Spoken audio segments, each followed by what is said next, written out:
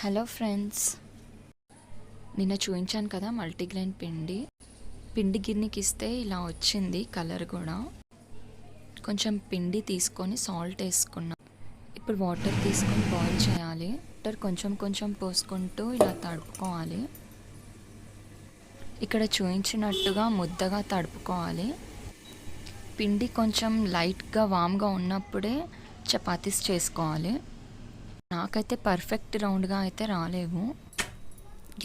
Gas మాత్రం high ఫ్లేమ్లో ఉండాలి. బాగా కాలితేనే ఫ్లిప్ చేయడానికి వస్తుంది. నాకు ఇక్కడ పొగొస్తుంటే చాలా కాలింది అనుకున్నా, కానీ ఒక్కొక్క చపాతీ నార్మల్ చపాతీస్ లాగా కాకుండా కొంచెం టైం పడుతుంది. ఫ్లిప్ చేసేటప్పుడు చాలా కేర్ఫుల్గా ఫ్లిప్ చేయాలి, లేదంటే విరిగిపోతుంది. చపాతీ లైట్గా పొంగుతుంది. వాటర్ తడుపుకుంటూ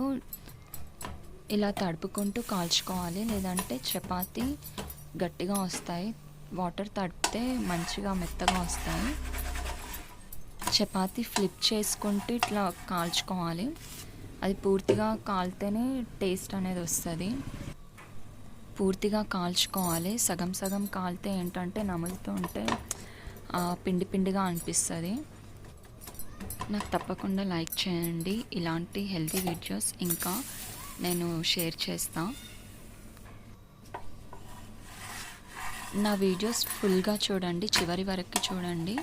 తప్పకుండా లైక్ చేయండి, షేర్ చేయండి. మీకు ఎలా ఈ చపాతీస్ వచ్చాయో కామెంట్ సెక్షన్లో మెన్షన్ చేయండి. Thank you for watching.